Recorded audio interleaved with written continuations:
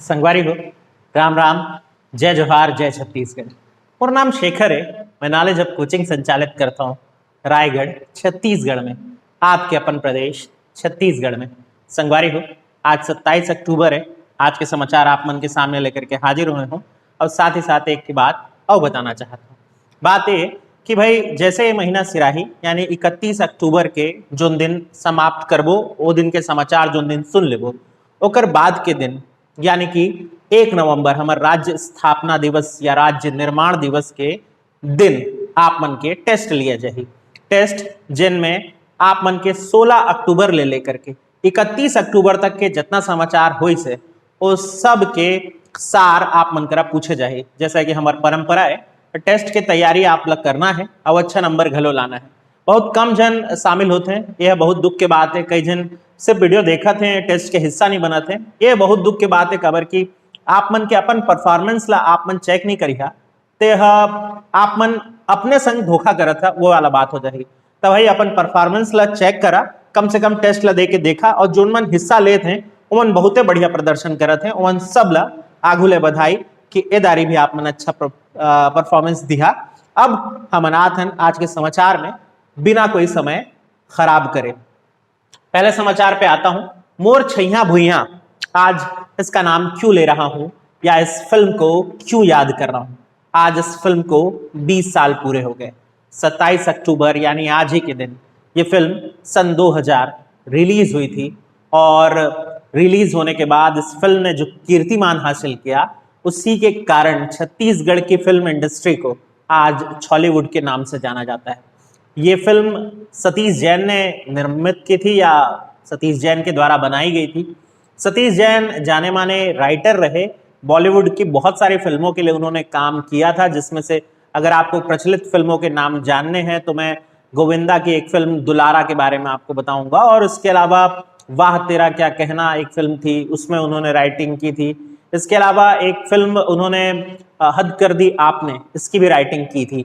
बहरहाल इसी फिल्म के दौरान, हद कर दी आपने की राइटिंग के दौरान उन्हें ख्याल आया कि क्यों नहीं अपने प्रदेश में जाकर के फिल्म निर्माण करना चाहिए, और फिर उन्होंने अपनी भाषा में, अपनी भाषा के प्रेम में इस फिल्म का निर्माण किया। बहुत सारे उनको भी दिक्कतों का सामना करना पड़ा, लेकिन आखिरकार वो सफल रहे, और छत्तीसगढ़ की अब तक की सबसे सफल फिल्म। अब बहुत सारी फिल्में आ चुकी हैं, लेकिन अभी भी छैया भुइया का जो स्थान है वो और कोई फिल्म नहीं ले पाई। इस फिल्म से एक और कलाकार ने या एक और ऐसे व्यक्ति ने अपना कैरियर शुरू किया था जो आज परिचय के मोहताज नहीं है। बात हो रही है अनुज शर्मा की। पद्मश्री सम्मान से सम्मानित है अनुज शर्मा, जिनका अब एक बैंड भी है, आरोग्य नाम से एक बैंड है। आरोग्य यानी कि पवित्र या शुद्ध होता है, उस नाम से इनका एक बैंड भी है। बहरहाल एक्टर के रूप में कितने बढ़िया अभिनेता है ये तो आप सब जानते ही हैं। बाकी अनुज शर्मा इस फिल्म के निर्माण से पहले या इस फिल्म के बनने से पहले सेल्समैन का कार्य करते थे, और उसके बाद अभिनय के क्षेत्र में वो जुड़े। तो भाई प्रयास वो भी अपने जीवन को जलाने का कर रहे थे, सतीश जैन भी, लेकिन छत्तीसगढ़ को इस फिल्म को से जुड़ना ही था, या भाग्य यूं कहे छत्तीसगढ़ का कि ये फिल्म उन्हें देखनी थी छत्तीसगढ़ वासियों को। तो ये फिल्म निर्मित हुई, 20 साल आज इसने पूरे कर लिए हैं, तो बधाई। छत्तीसगढ़ फिल्म अब बाकायदा इंडस्ट्री का दर्जा मिल चुका है, छत्तीसगढ़ फिल्म निगम का गठन भी किया गया है, लेकिन इस फिल्म का दर्जा, इस फिल्म का स्थान कोई नहीं ले सकता। वैसे क्या आप जानते हैं छत्तीसगढ़ की पहली फिल्म कौन सी थी? बिल्कुल आप सही सोच रहे हैं, और अगर सही समझ में आ गया है तो नीचे कमेंट बॉक्स में मुझे इस फिल्म का नाम चाहिए। और दूसरा प्रश्न, क्या आप जानते हैं हल्बी भाषा में छत्तीसगढ़ में बनी हुई पहली फिल्म कौन सी थी? अगर नहीं जानते तो उसका नाम है माचो मया। ये आप अपने कॉपी में नोट कर लीजिए, मेरी तरफ से बोनस डाटा। अब बात करते हैं अगले समाचार पर। अगले समाचार की बात करें तो खेलो इंडिया योजना, जिस पर हम लगातार चर्चा करते आ रहे हैं, भारत सरकार की वह योजना है जो देश के लिए ओलंपिक खिलाड़ी तैयार करने के लिए काम कर रही है। ओलंपिक में अधिक से अधिक मेडल हमें मिल सके, इसके लिए कार्य कर रही है, और इसी योजना के तहत छत्तीसगढ़ में कुछ बेहतर चीजें होने वाली हैं। ये जो बेहतर चीजें होने वाली है उनमें 2 स्थानों का नाम सामने आया है। एक जिला महासमुंद है और दूसरा जिला अंबिकापुर मुख्यालय है यानी सरगुजा है। तो अगर हम बात करें इन दोनों जगहों की तो वहां क्या हो रहा है ये भी जान लेते हैं। अंबिकापुर में निर्मित हो रहा है मल्टीपर्पस इंडोर हॉल, जहां अलग अलग तरह के जो इंडोर स्पोर्ट है उनको खिलाया जाएगा, उसकी ट्रेनिंग दी जाएगी। इसके लिए लागत जो है वो 4.50 करोड़ रुपए ये अंबिकापुर के गांधी मैदान में तैयार की जानी है। इसके अलावा महासमुंद में एथलेटिक्स का सिंथेटिक ट्रैक, यानी कि जो धावक होते हैं या लंबी दूरी दौड़ने वाले जो खिलाड़ी होते हैं उनके लिए सिंथेटिक ट्रैक तैयार किया जाएगा। वन विभाग के ग्राउंड में यह तैयार किया जा रहा है। 400 मीटर का ये ट्रैक होगा और छत्तीसगढ़ राज्य के खिलाड़ी यहां अपनी ट्रेनिंग कर सकेंगे। इसके लिए लागत मूल्य जो रखा गया है वह 6.60 करोड़ का है, यानी 6 करोड़ 60 लाख लगभग। इस तरह लगभग 11 करोड़ की राशि से छत्तीसगढ़ में इन दो स्थानों पर खेल परिसरों का निर्माण होगा। तो अंबिकापुर और महासमुंद आपको याद रखना है। साथ ही आपको यह भी याद रखना है, इससे पहले इसी योजना के अंतर्गत हमारे रायपुर, छत्तीसगढ़ के ही रायपुर को हॉकी अकादमी का दर्जा प्राप्त हुआ। इसके अलावा बिलासपुर में एक्सीलेंसी सेंटर का निर्माण की बात भी इस योजना के तहत की गई थी। खेलो इंडिया योजना का ही हिस्सा है, जिसमें आर्चरी या तीरंदाजी को वन स्टेट वन गेम योजना में शामिल किया गया और हमें तीरंदाजी की ट्रेनिंग देने के लिए योग्य माना गया है। अब बात करते हैं अगले न्यूज पर। महेंद्र बहादुर सिंह का निधन हो गया। हम पिछले न्यूज में जान रहे थे कि कवर्धा की राजमाता का निधन हुआ। आज के न्यूज में आप जानेंगे कि ये जो निधन है वो सराईपाली यानी जिला महासमुंद के भीतर आने वाले रियासत के महाराज का निधन हुआ है। महेंद्र बहादुर सिंह जी की अगर मैं बात करूं तो ये अविभाजित मध्य प्रदेश, यानी कि जब हम अलग नहीं हुए थे उस दौरान एमपी गवर्नमेंट में मंत्री के पद पर भी रहे, 7 बार के विधायक रहे हैं। इसके अलावा छत्तीसगढ़ की विधानसभा में एक बार उन्होंने प्रोटेम स्पीकर की भूमिका भी निभाई थी।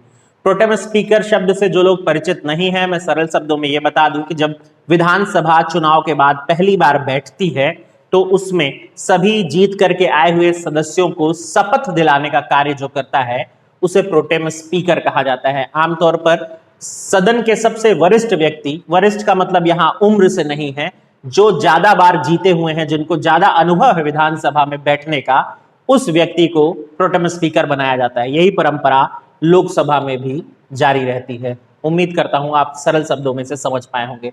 तो याद करेंगे महेंद्र बहादुर सिंह जी को, जिनका निधन हो गया। कोरोना के कारण यह निधन हुआ। 96 साल की उम्र पूरी कर चुके थे। अब बात करते हैं लोन वर्राटू अभियान के पार्ट 2 की। लोन वर्राटू अभियान अपनी सफलता की तरफ बढ़ रहा है। जैसा कि मैंने आपको पिछले एपिसोड में बताया था या पिछले वीडियो में बताया था कि 32 नक्सली एक साथ सरेंडर किए और 50 अन्य नक्सली हैं जो सरेंडर कर सकते हैं आने वाले समय में। अब उसकी टाइमलाइन भी है। टाइमलाइन है इसी माह के 30 अक्टूबर तक। अगर वो नक्सलवादी आत्मसमर्पण करते हैं तो उन्हें लोन वर्राटू योजना का हिस्सा मान लिया जाएगा, अभियान का हिस्सा मान लिया जाएगा और उनको पुनर्वास योजना में जो लाभ मिलता है, यानी अपनी जिंदगी शुरू करने के लिए जो भी चीजें थी, जो सहायता दे रही है गवर्नमेंट, उसका लाभ मिलेगा। इसके बाद इस अभियान का दूसरा चरण शुरू होगा, जिसका नाम रखा गया है लोन वर्राटू इलेल जेल दातिर। लोन वर्राटू इलेल जेल दातिर, इसका मतलब है कि या तो घर वापस आइए या जेल जाइए। इसके बाद गिरफ्तारी का अभियान शुरू होगा। अब तक समर्पण अभियान चलाया जा रहा था, अपील की जा रही थी, लेकिन इसके बाद गिरफ्तारी का अभियान शुरू होगा और जाहिर सी बात है गिरफ्तारी के अभियान में किसी भी प्रकार की नरमी जो है वो नहीं बरती जाएगी। तो ये अंतिम एक अवसर दिया गया है नक्सल क्षेत्र से या नक्सलवादियों को कि अगर आप गलत राह पर चल निकले हैं तो आप वापस आने का एक मौका गवर्नमेंट दे रही है। दंतेवाड़ा पुलिस के द्वारा शुरू किया गया यह अभियान और इसका मुख्यालय बनाया गया है बारसूर को, जहां 5 अलग अलग जिलों के लोग जो नक्सलवादी बन चुके हैं वो आकर के आत्मसमर्पण कर सकते हैं। बारसूर में ही दंतेवाड़ा, बीजापुर, नारायणपुर, बस्तर और कोंडागांव, इन सभी जिलों के अलग अलग क्षेत्र, अलग अलग गांवों में रहने वाले वो लोग जो नक्सलवादी हो चुके हैं या नक्सलवाद से जुड़ चुके हैं, उन्हें समर्पण करने का अवसर दिया गया है। केंद्र याद रखिएगा बारसूर। अब बात करते हैं बीएसपी के नाम जुड़ी हुई एक और उपलब्धि की। बीएसपी यानी भिलाई स्टील प्लांट। इसके नाम एक बड़ी उपलब्धि यह दर्ज हुई है कि इसे अभी यूएई यानी संयुक्त अरब अमीरात से एक बहुत बड़ा ऑर्डर प्राप्त हुआ है। यह ऑर्डर प्राप्त हुआ है लगभग 6000 टन इस्पात प्लेट के निर्यात का। भिलाई स्टील प्लांट ने हाल फिलहाल में इस तरह की इस्पात प्लेट तैयार की है जो कि बहुत ड्यूरेबल है। इवन भूकंप और सुनामी जैसे माहौल में भी वो अपने सस्टेनेबिलिटी को बढ़ाकर रखेगी या बनाकर रखेगी, सस्टेन रहेगी। तो ये एक अच्छी बात है कि छत्तीसगढ़ को इतने बड़े ऑर्डर प्राप्त हो रहे हैं। भिलाई स्टील प्लांट के लिए भी गर्व का विषय है और हमारे लिए तो है ही। इससे पहले बीएसपी वैसे दुनिया के अलग अलग देशों में निर्यात कर चुका है, जिसमें न्यूजीलैंड है, श्रीलंका है, यूरोपियन कंट्रीज हैं, यहाँ तक कि अमेरिका भी है। दुबई यानी संयुक्त अरब अमीरात क्षेत्र से भी हमें ऑर्डर प्राप्त हुआ है। ये हमारे राज्य के लिए गर्व का विषय है। अब बात करते हैं मेडिकल कॉलेज से जुड़े हुए एक अनाउंसमेंट की। मेडिकल कॉलेज की अनाउंसमेंट हुई थी, ये तो आप जान रहे हैं। 3 नए मेडिकल कॉलेज बनने हैं राज्य में, जो कि कोरबा में बनेंगे, महासमुंद में और कांकेर में। कोरबा में इसके लिए 52 एकड़ भूमि रिजर्व की गई है, महासमुंद में 65 एकड़ और कांकेर में 72 एकड़ जमीन पर यह बनाया जा रहा है। प्रत्येक भवन के निर्माण के लिए 300, पूरे इंफ्रास्ट्रक्चर के निर्माण के लिए 325, 325, 325 यानी हर एक को 325 करोड़ रुपए की राशि दी जाएगी। ये राशि केंद्र और राज्य 60-40 के अनुपात में वहन करेगी, यानी 60% हिस्सेदारी केंद्र सरकार की होगी और राज्य की हिस्सेदारी यहाँ 40% की होगी। ये तो थी निर्माण की बात। सभी मेडिकल कॉलेज में 100-100 सीटें होंगी, यानी इन सभी में इस प्रकार 300 नई सीटें बढ़ जाएंगी।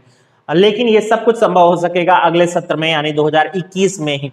इससे पहले ये पूरा नहीं हो पाएगा, ये आज राज्य सरकार ने स्पष्ट कर दिया है। बिल्डिंगों का निर्माण अभी तक हो नहीं पाया है, इसमें 2 से 3 साल लगेंगे, लेकिन वैकल्पिक रूप में किसी दूसरे भवन में इसको संचालित किया जाएगा अगले सत्र से।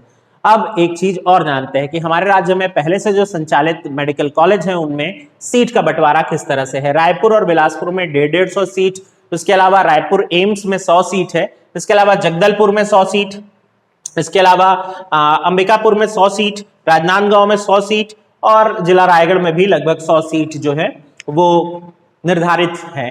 और इसके अलावा अब 300 सीटें बढ़ जाने वाली है। बात करते हैं अगले समाचार पर चल के।